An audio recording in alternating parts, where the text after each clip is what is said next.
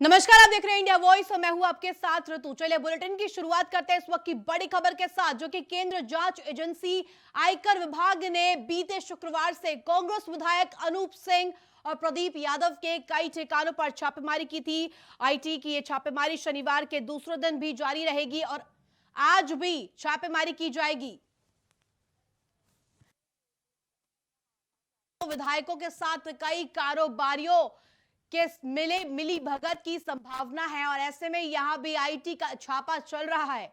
तो वहीं दूसरी तरफ की अगर हम बात कर ले तो ईडी की टीम अवैध रूप से जमीन की खरीद फरोख्त में छापेमारी कर रही है। आईटी का पूरा छापा पड़ा है बंगाल में, झारखंड में और ऐसे में वहीं केंद्रीय एजेंसियों की कार्रवाई के खिलाफ जेएमएम, कांग्रेस और आरजेडी के कार्यकर्ता हर जिले में एजेंसियों के खिलाफ विरोध प्रदर्शन करेंगे। इसके अलावा आज मुख्यमंत्री हेमंत सोरेन आपकी सरकार आपके द्वार योजना के तहत रामगढ़ जिले के राजरपा में जनसभा भी करेंगे। इस वक्त की बड़ी जानकारी हम आपको दे रहे हैं, जहां पर रांची में दूसरे दिन भी आईटी और ईडी की छापेमारी जारी है। महागठबंधन का आज राज्यव्यापी प्रदर्शन और ऐसे में कारोबारियों की यहां भी आईटी की छापेमारी पड़ रही है।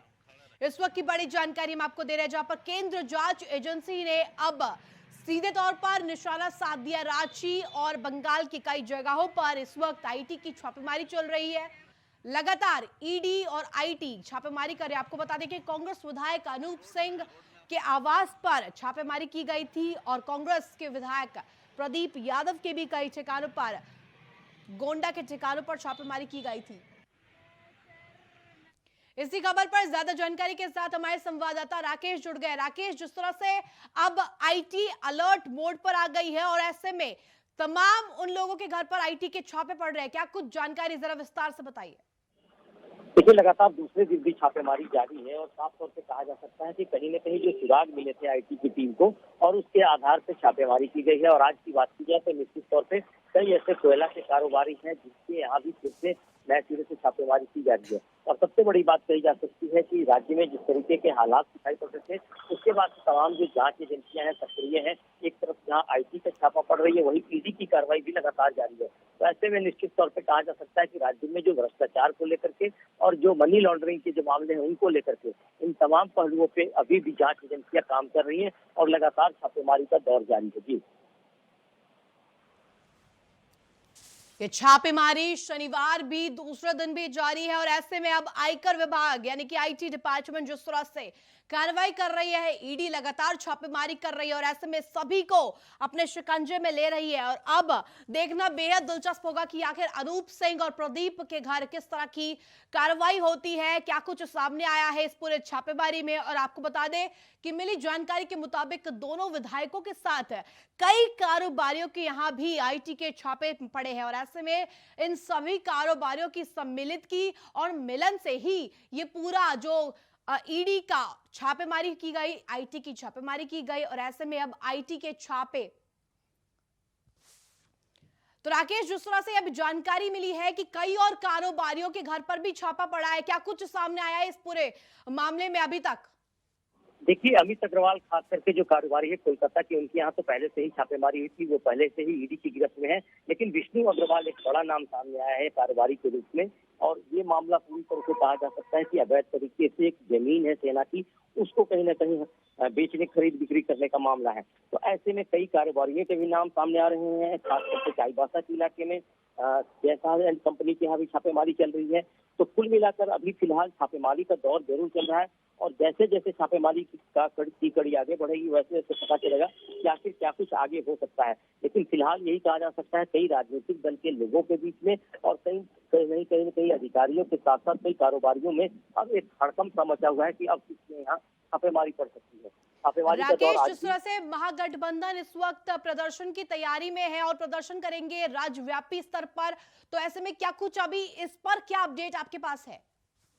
देखिए, राज्य में जो सरकार चला रही पार्टी जेएमएम, उसकी तरफ से पहले से ही घोषणा की गई थी कि राज्य में जो जांच एजेंसियां काम कर रही हैं उनके खिलाफ अब प्रदर्शन करने की नौबत आ गई है। जिस तरीके से आपने देखा होगा कि हेमंत सोरेन का जैसे ही नाम आया था और समन करके उन्हें बुलाया गया था, उसके बाद से बड़ी संख्या में कार्यकर्ता रांची पहुंच गए थे और मुख्यमंत्री आवास जाकर उनसे बातचीत करने की कोशिश की थी। और इसके बाद से आज निर्धारित कार्यक्रम है कि राज्य भर में जिला मुख्यालय के सामने तमाम जो सरकार चला रही पार्टियां हैं उनके कार्यकर्ता जमा होंगे और विरोध प्रदर्शन करेंगे। जी राकेश, अगर हम बात करें अनूप सिंह की या बात करें प्रदीप यादव की, तो दोनों ही के घर पर छापा पड़ा, दोनों के आवास पर छापा पड़ा।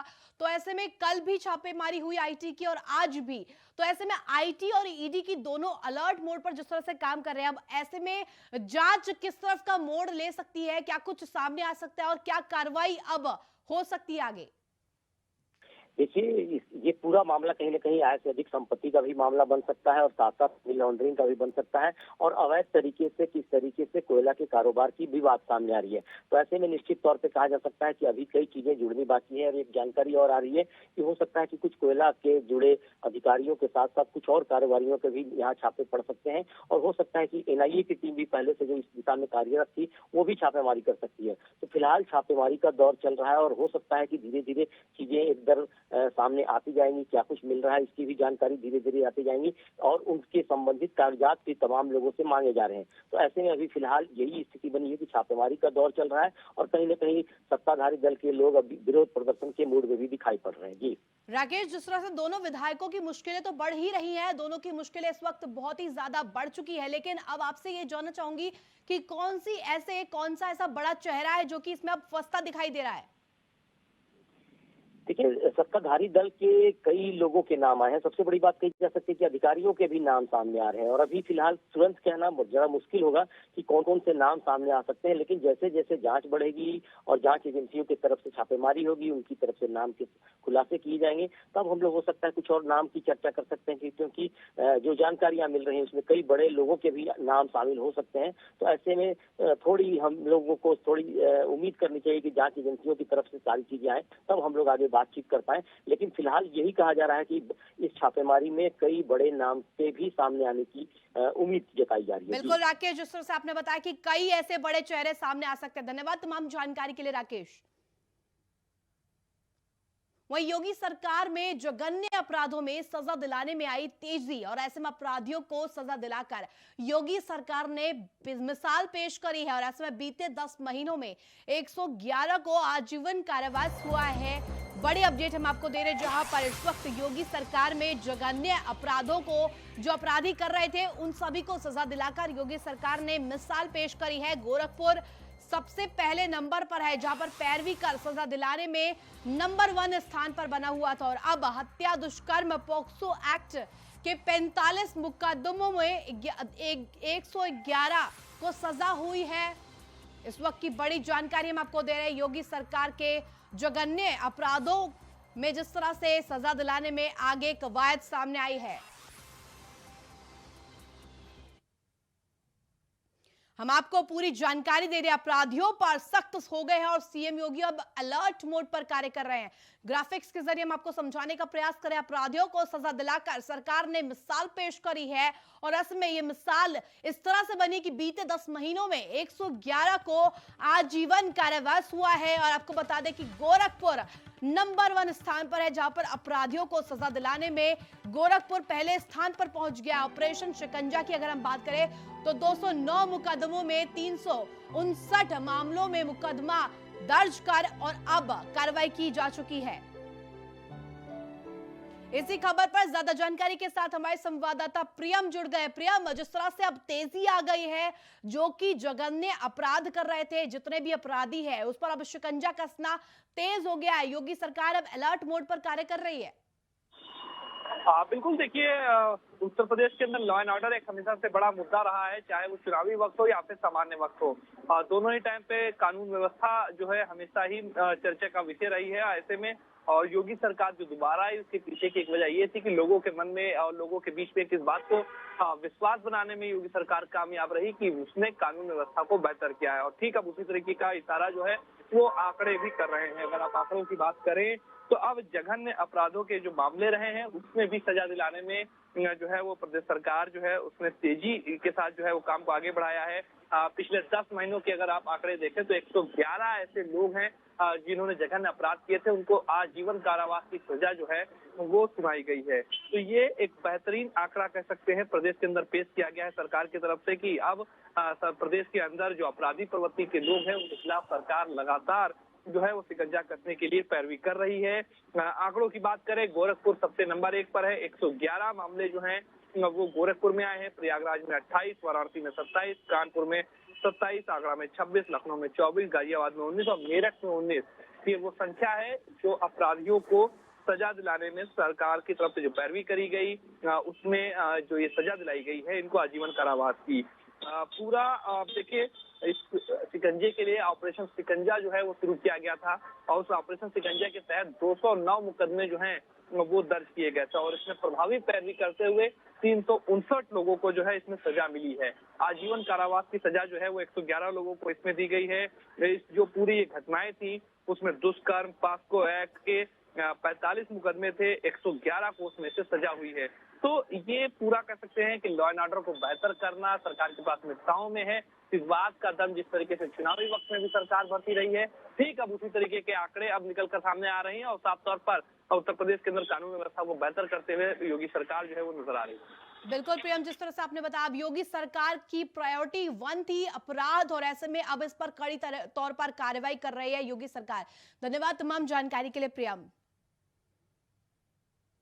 वहीं गुजरात विधानसभा चुनाव का बिगुल बज गया है और बिगुल बजते ही अब सभी पार्टियां अपने अपने उम्मीदवारों के नाम को फाइनल करने में जुट गई है। आपको बता दें, इसी कड़ी में कांग्रेस ने भी 43 सीटों पर उम्मीदवारों का ऐलान किया है। 27 साल से गुजरात की सत्ता पर काबिज बीजेपी एक और जहां विधानसभा चुनाव में अपनी जीत के सिलसिले को जारी रखने की कोशिश करेगी, तो वहीं विपक्षी दल कांग्रेस भी सत्ता में वापसी को लेकर आश्वस्त दिखाई दे रही है। जबकि अरविंद केजरीवाल की आम आदमी पार्टी भी गुजरात के सियासी मैदान में अपना जलवा दिखाने के लिए तैयार है। और आपको बता दें कि गुजरात में 2 चरणों में विधानसभा चुनाव होंगे और साथ ही साथ 5 दिसंबर को वोटिंग होगी, जबकि गुजरात चुनाव के नतीजे 8 दिसंबर को आएंगे।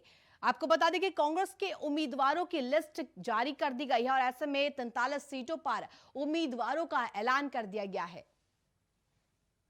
5 दिसंबर को गुजरात में वोटिंग होगी, 2 चरणों में वोटिंग कराई जाएगी और ऐसे में 1 और 5 दिसंबर को मतदान होगी और ऐसे मतदान के बाद 8 दिसंबर को नतीजे सामने आ जाएंगे, जिसके चलते आज 43 सीटों पर उम्मीदवारों की घोषणा कांग्रेस के द्वारा कर दी गई है।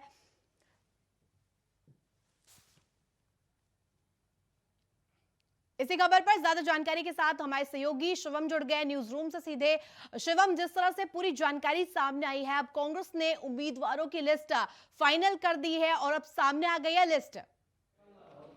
देखिए बिल्कुल ऋतु, कांग्रेस ने अपने प्रत्याशियों की पहली लिस्ट जारी कर दी है। 43 उम्मीदवारों के नामों की घोषणा कांग्रेस ने कर दी है। हालांकि गुजरात में चुनाव की इस लड़ाई से कांग्रेस भले ही बाहर हो, लेकिन कांग्रेस ने अपने प्रत्याशियों की लिस्ट जारी कर दी है। इसमें अंजर है, गांधीग्राम है, धीसा है, खीरा है, कांडू है, हिम्मतनगर है, इधर है, गांधीनगर है, गांधीनगर साउथ और तमाम ऐसी विधानसभा सीटें हैं जहां पर कांग्रेस पार्टी ने अपने प्रत्याशियों की पहली लिस्ट जारी कर दी है। गुजरात चुनाव में सरगर्मियां तेज हैं। 1 और 5 दिसंबर को वोट डाले जाएंगे, 8 तारीख को नतीजे जाएंगे। उसको लेकर अलग अलग जो राजनीतिक दल हैं वो अपनी कमर कस रहे हैं। तमाम राजनीतिक दलों का भी प्रत्याशियों का ऐलान करना बाकी है, लेकिन सबसे बड़ी खबर यही है कि कांग्रेस पार्टी ने गुजरात में 43 विधानसभा सीटों पर अपने प्रत्याशियों को उतार दिया है। ऋतु, बिल्कुल शिवम, जिस तरह से आपने बताया कि तमाम राजनीतिक दलों ने अब तैयारी कर ली है, कमर कस ली है और ऐसे में गुजरात में एक और नई पार्टी का आगमन हो गया है, आम आदमी पार्टी। और ऐसे में आपसे जानना चाहूंगी कि आखिर आम आदमी पार्टी की टक्कर किससे है, बीजेपी से या कांग्रेस से, या फिर कोई और ही समीकरण बनके सामने आएंगे? देखिए ये कहना बिल्कुल गलत होगा ऋतु कि गुजरात में त्रिकोणीय मुकाबला है। सीधी टक्कर आप वर्सेस बीजेपी या बीजेपी वर्सेस आप, ये कह सकते हैं तो क्या अतिशयोक्ति नहीं होगी, क्योंकि कांग्रेस पार्टी इस बार चुनाव की लड़ाई से बाहर नजर आ रही है। हालांकि जानकारों का मानना है कि जिस तरह से राहुल गांधी भारत जोड़ो यात्रा कर रहे हैं, अगर वो भारत जोड़ो यात्रा गुजरात में एक एक विधानसभा सीट पर करते तो शायद आम आदमी पार्टी आज बीजेपी के सामने ना खड़ी होती रेस में, कांग्रेस पार्टी खड़ी होती। लेकिन ऐसा नहीं हुआ और ये भी मानना है कि कांग्रेस ने खुद आम आदमी पार्टी को गिफ्ट किया है गुजरात, इसलिए ये बात कही जा रही है कि आप वर्सेस बीजेपी ये सीधा मुकाबला है। और भारतीय जनता पार्टी इसमें हालांकि बढ़त बनाए हुए ऐसा लग रहा है कि बीजेपी, जो जानकारों का मानना है कि बीजेपी का वोट बैंक ज़्यादा है, क्योंकि भारतीय जनता पार्टी की सरकार है गुजरात में, गुजरात मॉडल देश भर में पेश किया गया और गुजरात मॉडल की तर्ज पर ही देश में केंद्र में मोदी सरकार आई और उसी गुजरात मॉडल को लेकर फिर से बीजेपी ताल ठोक रही है, तो वहीं दिल्ली मॉडल को लेकर आम आदमी पार्टी अरविंद केजरीवाल ताल ठोक रहे हैं। बिल्कुल शिवम, जिस तरह से आपने बताया कि आम आदमी पार्टी, आपके हिसाब से आम आदमी पार्टी की सीधी टक्कर बीजेपी से है इस बार और ऐसे में कांग्रेस बैकफुट पर दिखाई दे रही है। लेकिन आपसे जानना चाहूंगी कि जिस तरह से इस वक्त समीकरण है और ऐसे में कल आम आदमी पार्टी ने अपने सीएम फेस की भी घोषणा कर दी थी। ईसुदान गढ़वी बनाए गए हैं सीएम फेस और उन्होंने कहा है कि ये जो सिलेक्शन उन्होंने किया है ये लोगों की पसंद माने जा रहे हैं। तो ऐसे में क्या कुछ आपके पास जानकारी? देखिए बिल्कुल, ईशुदान गढ़वी एक लोकप्रिय चेहरा है गुजरात का, सीनियर जर्नलिस्ट हैं और एक अच्छे खासे पत्रकार हैं। लोग उनको फॉलो करते हैं, उनका अनुसरण करते हैं और ईशुदान गढ़वी से जब मीडिया ने बात की तो उनका कहना था कि उनके पास केजरीवाल का खुद फ़ोन आया और उन्होंने फिर पार्टी के ऑफर को स्वीकार कर लिया जब उन्होंने जर्नलिस्ट से रिजाइन कर दिया था उसके बाद। लेकिन ईशुदान गढ़वी के पास आम आदमी पार्टी नहीं, कांग्रेस ने भी अप्रोच किया और जितना अप्रोच आपने किया, कांग्रेस ने किया, उतना ही अप्रोच भारतीय जनता पार्टी ने भी किया। लेकिन ईशुदान गढ़वी का कहना है कि वो आम आदमी पार्टी के साथ आए क्योंकि वो ऐसा चाहते हैं कि मैं राजनीति नहीं जानता, मैं काम जानता हूं, मुझे काम करना आता है। ये बात ईशुदान गढ़वी की ओर से कही जा रही है और वाकई में ईशुदान गढ़वी एक लोकप्रिय चेहरा है गुजरात का और सीएम पद के उम्मीदवार हैं। अरविंद केजरीवाल के बहुत ही विश्वसनीय और बहुत खास भी माने जाते हैं। ऋतु बिल्कुल शिवम, आपसे जानना चाहूंगी शिवम, जिस तरह से आम आदमी पार्टी की अगर हम बात करें तो अरविंद केजरीवाल सीधे तौर पर वहां पहुंच रहे हैं गुजरात, भगवंत मान वहां पहुंच रहे हैं और बीजेपी की भी अगर बात कर ले तो सीधे तौर पर पीएम मोदी भी वहां पर जाकर जनसभाएं कर रहे हैं। पर कांग्रेस की अगर हम बात करें तो उन्होंने बेशक से उम्मीदवारों की लिस्ट जारी कर दी है लेकिन कोई भी बड़ा चेहरा अभी तक गुजरात में दिखाई नहीं दिया है। देखिए बिल्कुल, कांग्रेस पार्टी की ओर से कोई भी बड़ा चेहरा गुजरात में दिखाई नहीं दिया है और इस बात को लेकर भारतीय जनता पार्टी और आम आदमी पार्टी दोनों ही कांग्रेस पर हमलावर हैं। कह रहे हैं कि कांग्रेस अपनी जो ज़मीन है वो मजबूत नहीं कर पा रही है गुजरात में। पिछली बार हमने देखा 2017 में जब विधानसभा के चुनाव गुजरात में हुए थे तो 99 सीटों पर भारतीय जनता पार्टी का कब्जा था और 77 सीटें कांग्रेस अपने नाम कर पाई थी। लेकिन इस बार कांग्रेस के लिए ये कह सकते हैं कि अब रहा नहीं आसान ऋतु, क्योंकि कांग्रेस लड़ाई से बहुत कोसों दूर हो गई है। सीधा मुकाबला आप वर्सेस बीजेपी ही हो रहा है और कांग्रेस लोगों की पहली दूसरी पसंद तो नहीं, लेकिन हाँ ये कहें तो कोई अतिशयोक्ति नहीं होनी चाहिए कि तीसरी पसंद जरूर कांग्रेस लोगों की बनती जा रही है। बिल्कुल शिवम, जिस तरह से आपने बताया और आपसे ये जानना चाहूंगी क्योंकि बीजेपी 27 साल से सत्ता में काबिज है और ऐसे में अब जिस तरह से साल दर साल देखा गया है सीटों में बढ़त देखने को मिली है, सीट्स कम हुई है बीजेपी की और कांग्रेस लगातार बढ़ती जा रही है सीट्स। तो ऐसे में क्या कुछ समीकरण बन सकते हैं? देखिए सीट कांग्रेस की भले ही बढ़ी हो 2017 में ऐसा कहा जाता है कि सबसे ज्यादा सीटें कांग्रेस की अब तक आई हैं 2017 में, जब से भारतीय जनता पार्टी की सरकार गुजरात में बिल्कुल शिवम, आप धन्यवाद तमाम जानकारी के लिए।